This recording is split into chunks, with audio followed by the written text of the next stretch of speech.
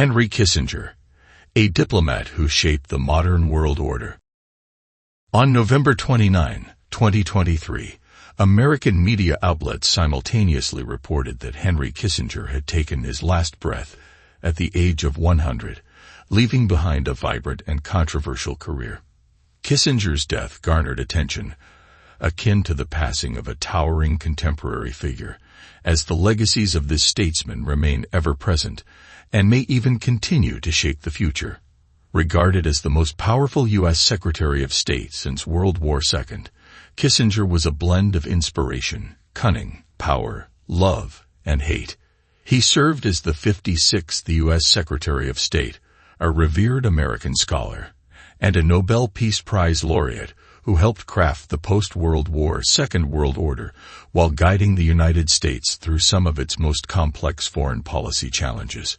With his distinctive German accent, sharp wit, prolific writings, and belief in the peace-building power of pragmatic policy, Dr. Kissinger was one of the most influential practitioners of foreign policy and national security in the post-World War II era. He remained active in national security matters for over 70 years, from the age of 20 when he joined the U.S. Army until nearly the end of his life. Dr. Kissinger continued traveling to Washington to offer counsel on U.S. national security strategies, the outcomes of wars involving U.S. participation across the globe since 1945, such as the Vietnam War, the Cambodian War, the Bangladesh War, and even the more recent Russia-Ukraine conflicts, bear the profound imprint of this remarkable man. Writing about Kissinger is no simple task. Even deciding how to frame his identity poses a challenge. He is renowned as a U.S. Secretary of State, but also as a scholar whose books are essential reading for international relations enthusiasts. His name and influence transcended the archetype of a conventional diplomat. Born in Germany as Heinz Alfred Kissinger on May 27, 1923, in the town of Fürth, Bavaria, Henry Kissinger came from a German Jewish family. His father, Louis Kissinger, was a teacher at a girls' school, while his mother, Paula, née Stern, was the daughter of a wealthy family from Ludwigshafen. He had a younger brother, Walter, who later became a notable businessman. The Kissinger family traced its Jewish roots in Germany. His great-great-grandfather, Meyerlub, adopted the surname Kissinger in 1817, inspired by the famous Bavarian spa town of Bad Kissingen. During his childhood, Kissinger enjoyed a relatively comfortable life, despite the rising tide of anti-Semitism across Europe, particularly in Germany. His father maintained what he described as a remarkable career, teaching at a public school and holding a title, a rare feat for a Jewish individual in 1920s Germany, where few Jews held civil service positions. These family circumstances allowed Kissinger to engage in middle-class pursuits, such as sports and access to diverse knowledge sources. He once shared that as a child, "I loved playing soccer, though I wasn't particularly good at it." Through perseverance, he earned a spot on the youth team of SpVgg Fürth, one of Germany's top clubs at the time. Beyond athletics, he was exceptionally bright. As a young boy, he impressed others by devouring books daily, dedicating 2 hours each day to studying the Bible and the Talmud. He was also said to possess a natural gift for oratory, often honing his skills by organizing debates with those around him. Kissinger's life proceeded smoothly until Adolf Hitler was elected Chancellor of Germany in 1933. It must be noted that during the 1930s, Nuremberg, under which Fürth fell as a subordinate town, hosted the Nazis' grand annual rallies, where anti-Jewish laws to ensure racial purity were first enacted. Naturally, Fürth was among the areas most deeply affected by these changes.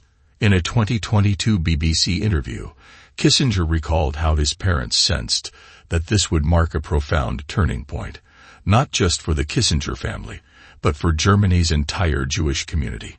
Indeed, shortly thereafter, his father was forced to resign from his respected teaching position. Simultaneously, the family, like many other Jewish households, faced a barrage of restrictive laws that stripped away significant personal freedoms.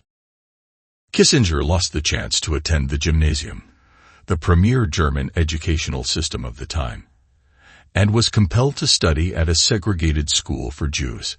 He recounted that under Nazi rule, he and his friends were frequently harassed on the streets by Hitler Youth gangs and occasionally subjected to staged attacks. At times, he defied Nazi racial laws by sneaking into soccer stadiums to watch matches, often resulting in capture and merciless beatings by security guards. Amid the Nazis' harsh anti-Jewish decrees, his mother, Paula, pressed his father that leaving Germany was the family's best hope for a future. Family life grew increasingly strained. As Kissinger described, it became more and more unpleasant, though not yet violent. Eventually, his father relented, agreeing with his mother to abandon everything in Germany and depart. Paula then applied for exit visas to enable the family to escape before it was too late. On August 20, 1938, at the age of 15, Kissinger and his family fled Germany to evade further Nazi persecution. This escape proved timely, occurring just months before the infamous Kristallnacht, Night of Broken Glass, in November 1938, a pogrom against Jews carried out by German civilians, signaling a grim fate for those who remained. While his immediate family reached safety, many relatives were not as fortunate. At least 13 of them perished in the Holocaust. In a later interview, Kissinger reflected, "People tried to survive the Holocaust with a single purpose, a trait that shaped him throughout his career." Arriving in the United States and becoming American. Leaving Germany, the Kissinger family briefly stopped in London before arriving in New York City on September 5, 1938. The experience of fleeing a country where he once had to sneak across streets to avoid beatings by anti-Semitic teenage thugs, to arriving in a land free of such oppression, was a profoundly transformative moment for the young Kissinger. The first thing he wanted to do was prove himself and be recognized as an American. In his farewell speech as Secretary of State, Kissinger remarked, "When I arrived here in 1938, I was asked to write an essay at George Washington High School about what it meant to become an American. I wrote that this is a country where one can walk across the street with their head held high." In New York, Kissinger spent his high school years within the German Jewish community in Manhattan's Washington Heights. Though he acknowledged quickly adapting to American culture, he never lost his distinctive German accent. The traumatic experiences of his childhood left him reserved and less sociable in later years. After his first year at George Washington High School, he began attending night classes while working days at a shaving brush factory. His excellent grades and good conduct paved the way for his admission to the City College of New York after graduating high school, where he received a free education. He continued to excel academically while maintaining his part-time job. At this point, his dream was to become an accountant. However, both his studies and this fleeting ambition were interrupted in early 1943 when he was drafted into the U.S. Army. As an American soldier, joining the military, Kissinger underwent basic training at Camp Croft in Spartanburg, South Carolina, on June 19, 1943. At age 20, while stationed in South Carolina, he officially became a naturalized U.S. citizen. The Army sent him to study engineering at Lafayette College under a specialized training program, but the program was later canceled mid-course, and Kissinger was reassigned to the 84th Infantry Division. There he met Fritz Kramer, a fellow German immigrant who recognized Kissinger's fluency in German and intellect, arranging for him to join the division's military intelligence unit. Along with other divisions, the 84th Infantry Division was deployed to Europe to fight. Kissinger saw combat with the division and volunteered for dangerous intelligence missions during the Battle of the Bulge, a perilous campaign in the Ardennes region spanning Belgium, Luxembourg, and Germany. On April 10, 1945, he participated in the liberation of the Hanover-Aulum concentration camp, a subcamp of the larger Neuengamme camp. Upon entering, Kissinger wrote in his diary, "I had never seen people degraded to such an extent as at Aulum. They barely resembled humans. They were just skeletons. However, after the initial shock, Kissinger remained relatively reticent about his wartime service.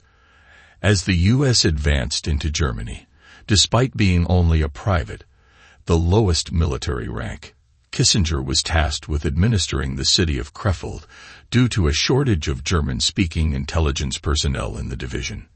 Within 8 days, he established a civilian administration. Kissinger was later reassigned to the Counterintelligence Corps, CIC, where he became a CIC special agent with the rank of sergeant. He was put in charge of a team in Hanover tasked with hunting down Gestapo officers and other saboteurs. Kissinger compiled a comprehensive list of all known Gestapo personnel in Westphalia. By late July, a total of 12 saboteurs had been apprehended, an impressive feat for a sergeant. For this, he was awarded the Bronze Star Medal. In June 1945, Kissinger was appointed commander of the Bamberger CIC detachment in Westphalia, Hanover, responsible for denazifying the district. Despite wielding absolute authority and arrest powers, Kissinger took care to avoid mistreating the local population. Under his orders, the area's liberation proceeded smoothly. In 1946, a year after the war ended, Kissinger was assigned to teach at the European Command Intelligence School at Camp King, outside Oberursel, Germany. Later, as a civilian after leaving the military, he continued serving in this role for a time. Kissinger recalled, "My experience in the Army made me feel like an American." Academic journey. In 1947, Kissinger returned to the United States and enrolled at Harvard University, where he lived in Adams House and studied under William Yandell Elliott. In 1950, he graduated summa cum laude with a Bachelor of Arts in Political Science, earning Phi Beta Kappa honors. His senior thesis, titled The Meaning of History, Reflections on Spengler, Toynbee, and Kant, spanned over 400 pages. An astonishing length. Many believe this inspired the current 35,000-word limit for theses, though his brother Walter Kissinger refuted this claim when speaking about him. He then earned a Master of Arts in 1951. In 1952, he became an advisor to the director of the Psychological Strategy Board and founded the journal Confluence. Around this time, he unsuccessfully applied to work as an FBI spy.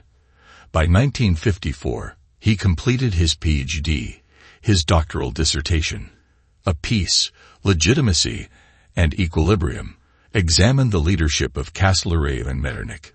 Stephen Grobard, a friend of Kissinger's, affirmed that Kissinger pursued such topics primarily to understand the game of power among 19th-century European nations.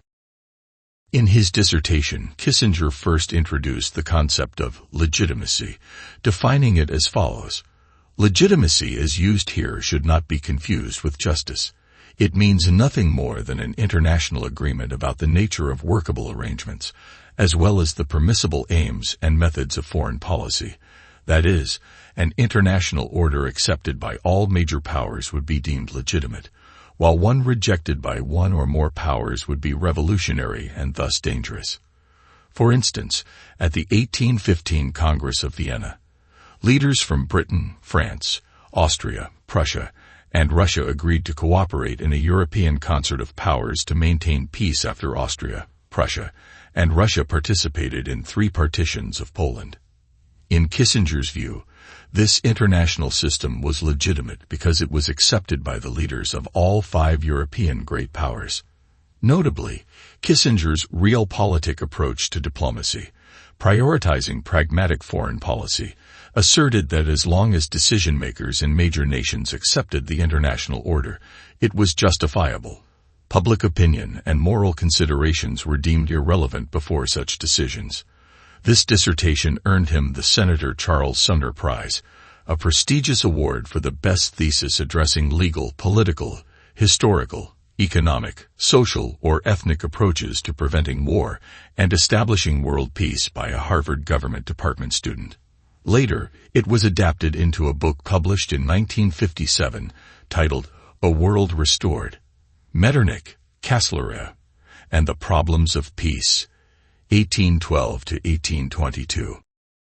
After completing his studies, Kissinger remained at Harvard as a faculty member in the government department, serving as director of the Harvard International Seminar from 1951 to 1971.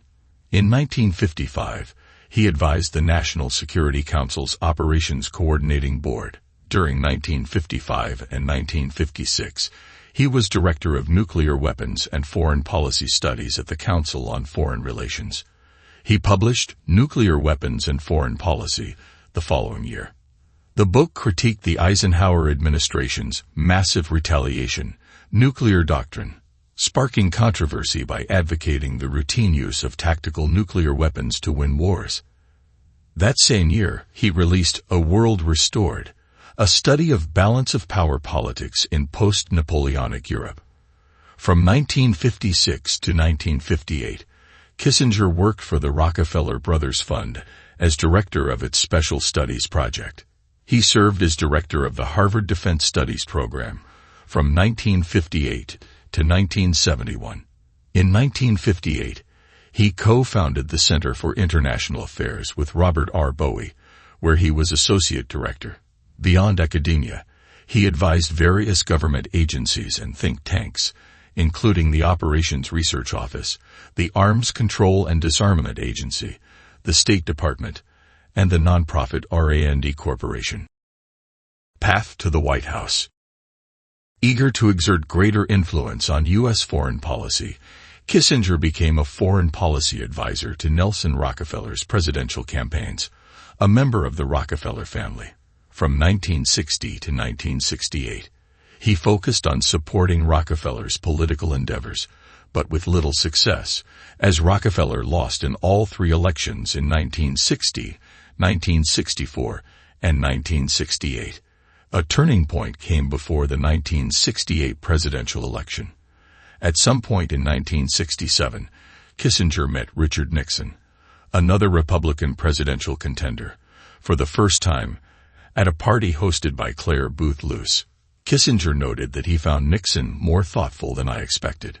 During the 1968 Republican primaries, Kissinger again advised Rockefeller on foreign policy and, in July 1968, called Nixon the most dangerous of the presidential contenders. Initially frustrated when Nixon secured the Republican nomination, Kissinger, driven by ambition toward the White House, quickly shifted his stance on Nixon. He contacted Nixon campaign aide Richard Allen, expressing his willingness to do anything to help Nixon win. After Nixon officially became president in January 1969, Kissinger was appointed National Security Advisor. According to his official biographer, Niall Ferguson, at this point, Kissinger was regarded as one of the most significant theorists of foreign policy the United States has ever produced. Shaping the Modern World Order. Kissinger was sworn in as U.S. Secretary of State on September 22, 1973. From this moment, his peak influence on diplomacy began, a process with lasting and profound impacts on U.S. and global politics, arguably reshaping the modern world order. A chief proponent of realpolitik, pragmatic politics, Kissinger played a central role in U.S. foreign policy from 1969 to 1977.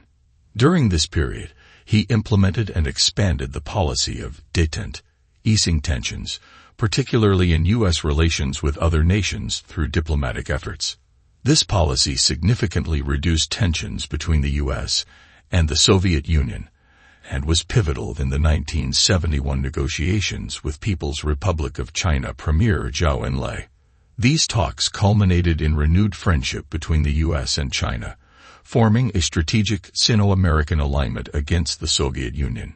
He was co-awarded the 1973 Nobel Peace Prize with Ly Duc Tho for establishing a ceasefire and U.S. withdrawal from Vietnam. However, the ceasefire was short-lived. Ly Duc Tho declined the prize, and Kissinger expressed deep unease about it. He donated his prize money to charity, skipped the award ceremony, and later offered to return his medal. Peacemaking with the Communist bloc. As National Security Advisor under President Nixon, Kissinger pioneered the rigorous application of détente with the Soviet Union, to ease tensions between the two nuclear superpowers. As part of this strategy, he negotiated strategic arms limitation talks, culminating in the Strategic Arms Limitation Treaty, SALT I, and the Anti-Ballistic Missile Treaty with Soviet Communist Party General Secretary Leonid Brezhnev. Strategic arms reduction talks began under the Johnson administration, but were stalled in protest of the Warsaw Pact's invasion of Czechoslovakia in August 1968. Initially, Kissinger showed little interest in China when he started as National Security Advisor in 1969, with Nixon being the driving force behind strengthening ties with China. In April 1970, both Nixon and Kissinger promised Chiang Ching-kuo, son of Generalissimo Chiang Kai-shek, that they would never abandon Taiwan or strike any deal with Mao Zedong. Though Nixon vaguely expressed a desire to improve relations with the People's Republic of China, Kissinger made 2 trips to China in July and October 1971. The first was a secret visit to confer with Premier Zhou Enlai, then overseeing China's foreign policy.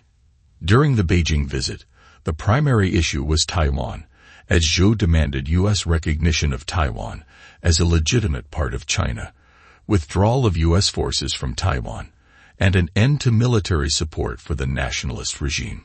Kissinger conceded by promising to withdraw U.S. forces from Taiwan, stating that 2/3 would leave once the Vietnam War ended, with the rest to follow as Sino-American relations improved further. This unpublicized negotiation was seen as a backroom deal between the U.S. and China, as both capitalist and communist blocs simultaneously deepened the rift between the Soviet Union and China, the two leading communist powers. In October 1971, during Kissinger's second trip to China, the issue of which Chinese government deserved representation at the United Nations resurfaced. Previously, fearing perceptions of abandoning an ally, the U.S. had pushed for a compromise where both China and Taiwan would be UN members. Though Kissinger called it a fundamentally failed defensive move, while U.S. UN Ambassador George H.W. Bush lobbied for a two-China's formula, Kissinger removed favorable references to Taiwan from a speech being prepared by then Secretary of State William P. Rogers, believing Taiwan would inevitably be ousted from the UN. This drew sharp criticism from within the Pentagon. During this second Beijing visit, Kissinger told Zhou Enlai that, according to a poll, 62% of Americans wanted Taiwan to remain a UN member and urged consideration of the two China's compromise to avoid offending U.S. public opinion. Zhou countered that the People's Republic of China was the sole legitimate government of all China, rejecting any compromise on Taiwan. Kissinger noted the U.S. could not fully sever ties with Chiang, a World War II ally. He told Nixon that Bush was too weak and insufficiently nuanced to properly represent the U.S. at the UN, and showed no anger when the UN General Assembly voted to expel Taiwan and grant China's Security Council seat to the People's Republic. Kissinger's trips paved the way for the groundbreaking 1972 summit between Nixon, Zhou Enlai, and Communist Party Chairman Mao Zedong, as well as the formalization of U.S.-China relations, ending 23 years of diplomatic isolation and mutual hostility. This resulted in an unspoken strategic alliance against the Soviet Union. While Kissinger's diplomacy led to economic and cultural exchanges and the establishment of liaison offices in both capitals with significant implications for Indochina, full normalization with China would not occur until 1979, overshadowed by the Watergate scandal in Nixon's final years and U.S. continued recognition of Taiwan against China's wishes. In September 1989, John Fagan of The Wall Street Journal revealed Kissinger sought direct economic benefits from U.S.-China relations. In March 1989, with the founding of China Ventures Incorporated, a limited partnership of DW, where he served as chairman and CEO, an investment of about $75 million, and a consortium with the Chinese Communist government's main commercial arm, China International Trust and Investment Corporation, CITIC. A board member was a major client of Kissinger Associates. Kissinger faced criticism for not disclosing his role in the venture when Peter Jennings of ABC called for comment the morning after the June 4, 1989, Tiananmen Square crackdown. Kissinger supported Deng Xiaoping's suppression of the protests and opposed subsequent economic sanctions. Vietnam War. Kissinger's influence on U.S. campaigns in Indochina began before his appointment as Nixon's national security advisor. While at Harvard, he consulted on foreign policy for both the White House and State Department. He stated, in August 1965, Henry Cabot Lodge, Jr., an old friend and ambassador to Saigon, invited me to visit Vietnam as his consultant. I first went to Vietnam for 2 weeks in October and November 1965, again for about 10 days in July 1966, and a third time for a few days in October 1966. Lodge gave me free rein to explore any topic I chose. He became convinced of the futility of military victories in Vietnam unless they produced a sustainable political reality after a final U.S. withdrawal. In a 1967 peace initiative, he mediated between Washington and Hanoi. Nixon was elected in 1968 promising peace with honor and an end to the Vietnam War. In office, with Kissinger's support, Nixon pursued Vietnamization to gradually withdraw U.S. troops while expanding the combat role of the South Vietnamese Army to defend its government against the National Liberation Front and North Vietnamese Army. Kissinger played a key role in bombing Cambodia to destroy North Vietnamese and liberation units attacking South Vietnam from within Cambodia via the Ho Chi Minh Trail. Upon taking office in 1969, Kissinger favored a peace negotiation strategy where the U.S. and North Vietnam would sign a truce and agree to withdraw from the South, while the South Vietnamese government and North Vietnam would form a coalition government. Kissinger doubted Nixon's unification theory, believing it would advantage the Soviet Union over the U.S., and unlike Nixon, he cared less about South Vietnam's ultimate fate. Though he didn't view South Vietnam as inherently vital, he believed supporting it was necessary to maintain U.S. global credibility, arguing no ally would trust the U.S. if South Vietnam were abandoned too hastily. Peace talks in Paris stalled by late 1969 due to obstruction by the South Vietnamese delegation. South Vietnamese President Nguyen Van Thieu opposed a U.S. withdrawal, and frustrated with him, Kissinger initiated secret peace talks with Ly Duc Tho in Paris, parallel to the official negotiations unbeknownst to South Vietnam. In June 1971, Kissinger backed Nixon's effort to ban the Pentagon Papers, arguing that leaking state secrets to the media made diplomacy impossible. On August 1, 1972, Kissinger met Ly Duc Tho again in Paris, appearing ready to compromise for the first time, suggesting that political and military terms of a truce could be handled separately, and hinting his government was no longer willing to overthrow Thieu as it had Diem. On the evening of October 8, 1972, at a secret meeting in Paris, a decisive breakthrough occurred. Ly Duc Tho proposed a practical ceasefire. The U.S. would withdraw all forces from Vietnam in exchange for the release of all prisoners in North Vietnam. Kissinger accepted it as the best deal possible, saying, the general withdrawal formula had to be abandoned because it couldn't be achieved in 10 years of war. We couldn't make it a condition for a final solution. We passed those thresholds long ago. In fall 1972, both Kissinger and Nixon grew exasperated with Nguyen Van Thieu's refusal to accept any peace deal requiring U.S. troop withdrawal. On October 21, Kissinger and U.S. Ambassador Ellsworth Bunker arrived in Saigon to show Thieu the peace agreement. Yet Thieu continued to reject it, demanding near impossible amendments, which Kissinger reported to Nixon as insane. Though Nixon initially supported Kissinger against Thieu, aides H.R. Haldeman and John Ehrlichman urged reconsideration, arguing Thieu's objections had merit. Nixon then sought 69 amendments to the draft peace agreement for the final treaty and ordered Kissinger back to Paris to force Ly Duc Tho's acceptance. Kissinger deemed Nixon's 69 amendments utterly absurd, knowing Lee Duc-Tho would never agree.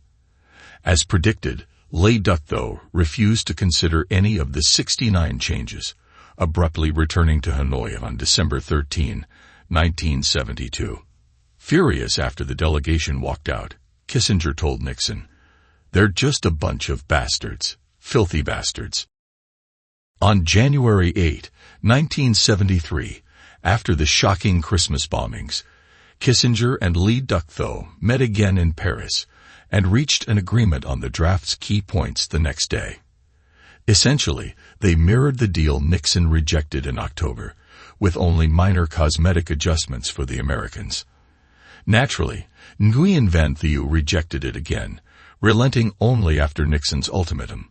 On January 27, 1973, Kissinger and Lee Duc-Tho signed the peace agreement, calling for a full U.S. withdrawal from Vietnam by March in exchange for the release of all U.S. prisoners. Alongside Lee Duc-Tho, Kissinger received the Nobel Peace Prize on December 10, 1973, for negotiating the Paris Peace Accords ceasefires and ending the war and restoring peace in Vietnam, signed that January.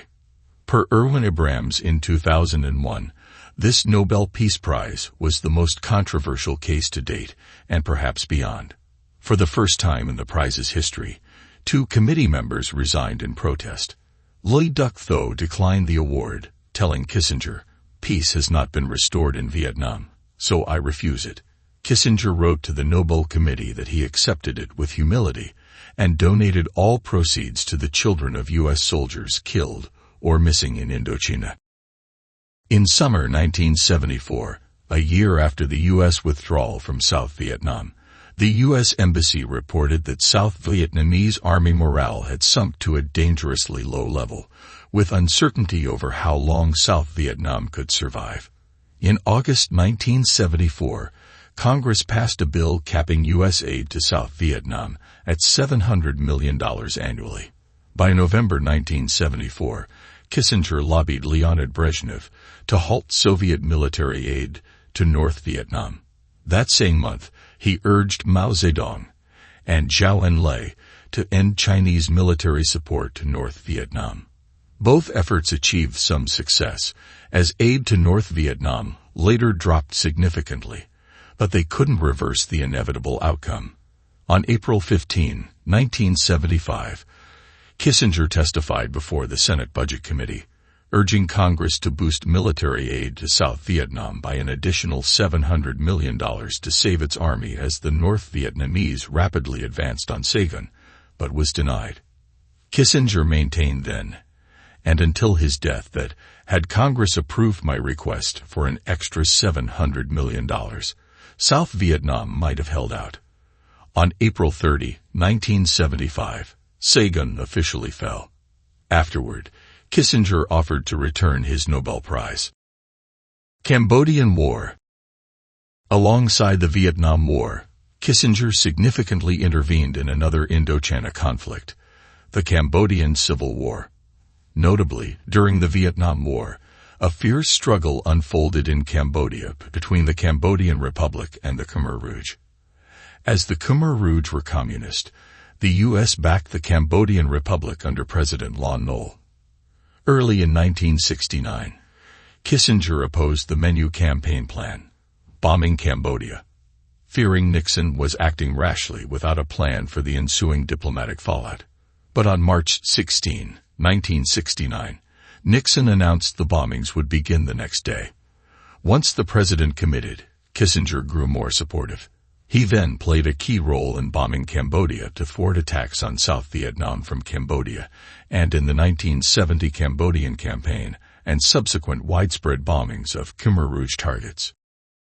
Documents uncovered from Soviet archives post-1991 reveal that North Vietnam's 1970 incursion into Cambodia was explicitly requested by the Khmer Rouge and negotiated by their then second-in-command, Nguyen Chi. U.S. bombings in Cambodia caused between 40,000 and 150,000 deaths from 1969 to 1973, including at least 5,000 civilians. Biographer David P. Chandler argues the bombings had the effect the Americans wanted. It broke the communist encirclement of Phnom Penh. However, researchers Ben Kiernan and Taylor Owen contend the bombs drove ordinary Cambodians into the Khmer Rouge's arms, a group initially with slim revolutionary prospects. Kissinger defended casualty estimates, saying, "I lack the ability to estimate precisely myself. I consulted the OSD historian, who gave me an estimate of 50,000 based on bomb tonnage, dropped over 4.5 years." The bombing campaign fueled chaos in the civil war between the Cambodian Republic and Khmer Rouge, also exposing Lon Nol's forces' inability to leverage foreign support against their foe. Over time, Lon Nol's regime became wholly reliant on massive U.S. aid, ultimately unsupported by the political and military resolve needed for effective assistance. As the Republic was besieged, the Nixon administration's stance could be summed up by Kissinger's advice to the Cambodian Republic: "Don't think of victory, just keep it alive." The Khmer Rouge's final insurgency to topple the Republic in early April 1975 again showed the world Kissinger's and the U.S.'s failure.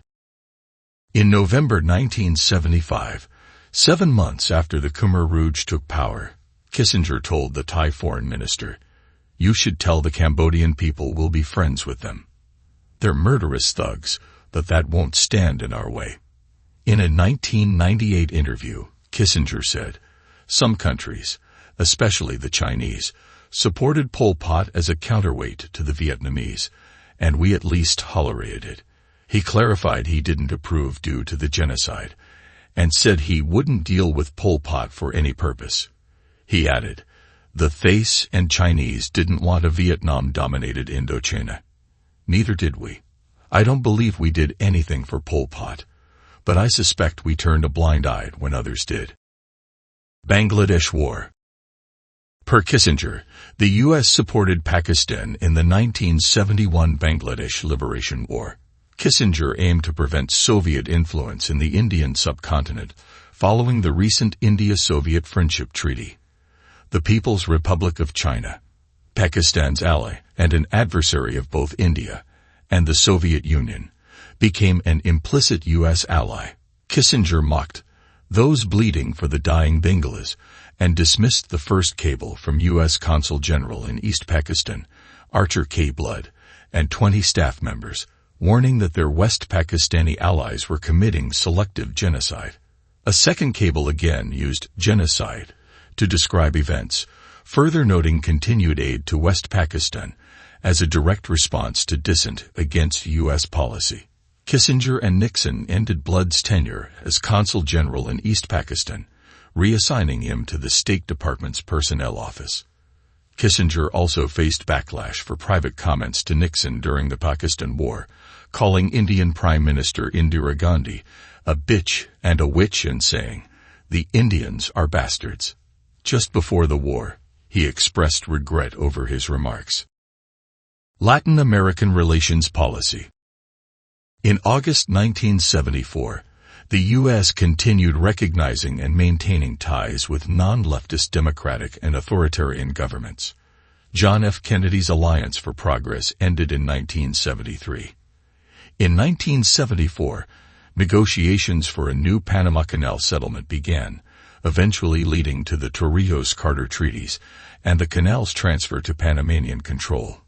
Kissinger initially supported normalizing U.S.-Cuba relations, severed since 1961. All U.S.-Cuba trade had ceased by February 1962.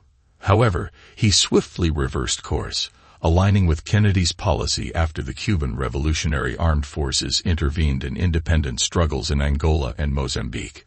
Kissinger stated, "Unless Cuba withdraws its forces, relations won't normalize." Cuba, of course, refused.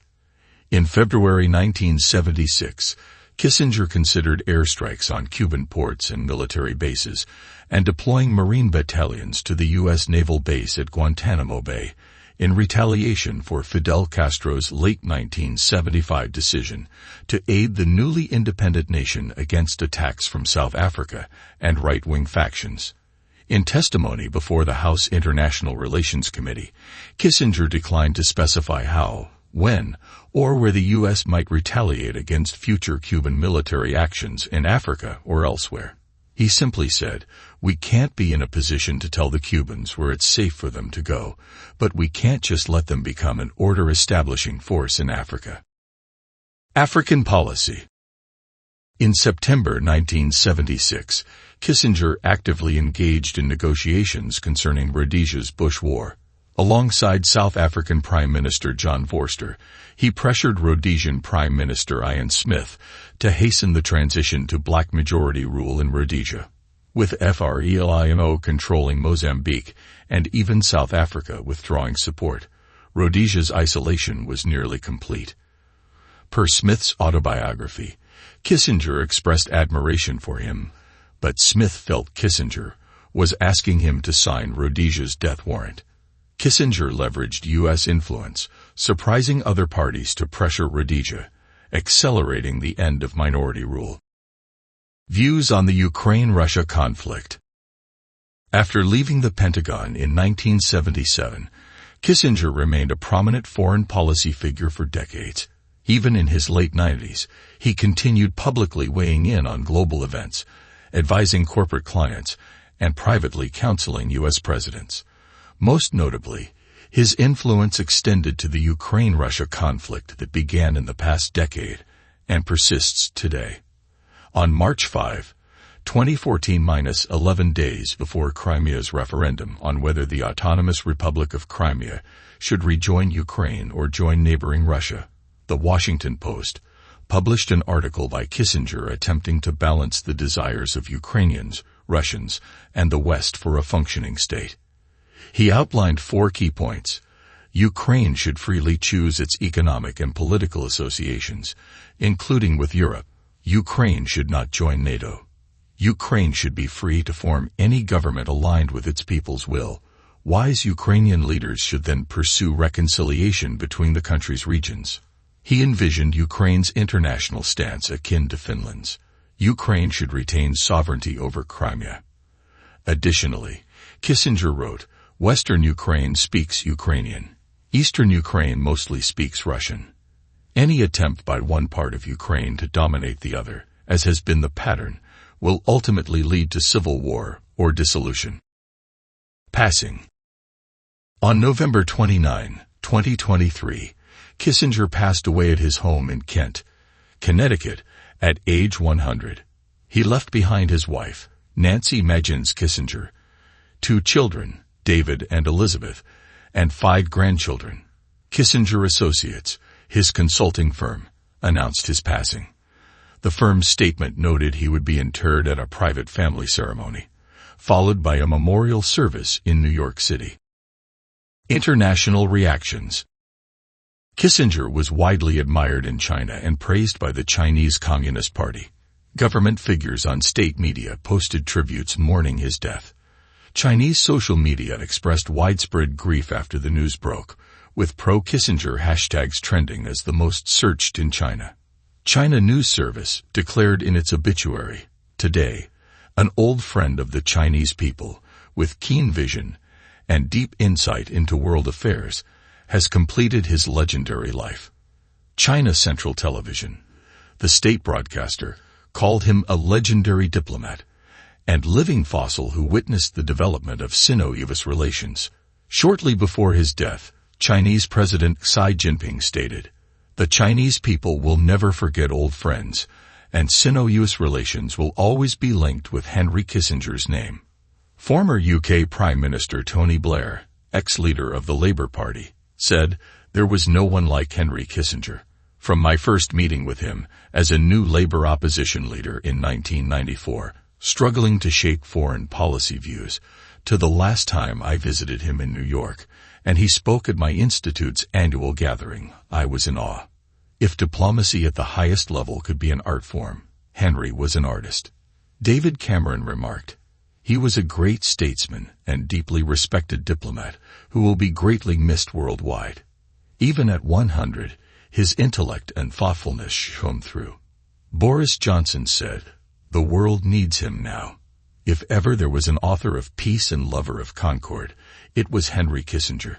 European Council President Charles Michel called him a strategist attentive to the smallest details and a kind human, a brilliant mind who shaped the fate of some of the century's most pivotal events over 100 years. Russian President Vladimir Putin stated in a telegram to Kissinger's wife, Nancy, he was a wise and far-sighted statesman. Israeli Prime Minister Benjamin Netanyahu said, I had the honor of meeting Dr. Kissinger multiple times, most recently 2 months ago in New York. Each meeting was not just a lesson in diplomacy, but a masterclass in statesmanship. His grasp of international relations complexities and unique insights into our world's challenges were unmatched. German Chancellor Olaf Scholz declared, the world has lost a great diplomat. Chile's ambassador to the U.S., Juan Gabriel Valdez, stated, he possessed intelligence, but also a profound moral failing, a remark reposted by President Gabriel Boric. Bangladesh Foreign Minister A.K. Abdul Momen said Kissinger did inhumane things, adding, he should have apologized to the Bangladeshi people for what he did. U.S. political reactions. The announcement of Kissinger's death saw his name ignite a firestorm of contrasting praise and criticism across U.S. social media. Joe Biden lauded his fierce intellect, noting they often disagreed.